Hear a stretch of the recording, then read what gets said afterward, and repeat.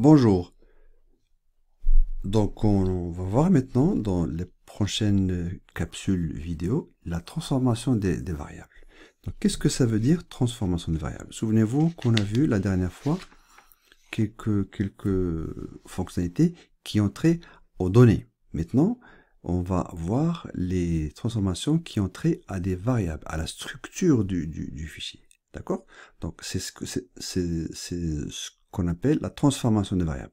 Parfois, on a besoin de transformer nos données pour les adapter à certaines analyses. Dans certains cas, on doit effectuer des transformations de données simples comme, par exemple, on voudrait, à partir d'une variable quantitative, créer une variable qualitative. Ça revient à recoder ma variable.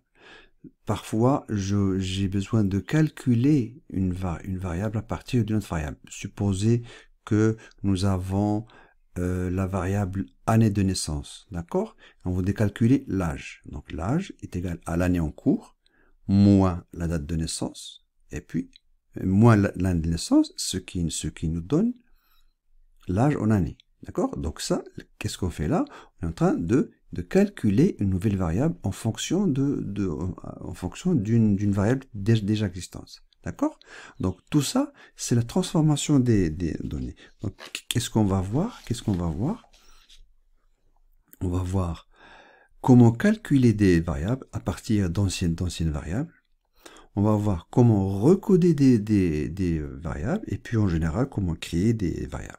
Donc SPSS va nous permettre d'effectuer ces fonctionnalités de calcul des variables, de nouvelles variables à partir de variables existantes, de recoder des variables à partir des variables déjà existantes. Donc on va se focaliser sur ces deux fonctionnalités qui sont très importantes. Et c'est ça la force de SPSS, il permet de calculer et de recoder des variables. Recoder les variables, c'est-à-dire à partir d'une codification initiale, je vais lui dire, recodez-moi toutes les données en utilisant une méthode de recodage. Voilà. Donc dans ce qui suit, on va voir ces fonctionnalités.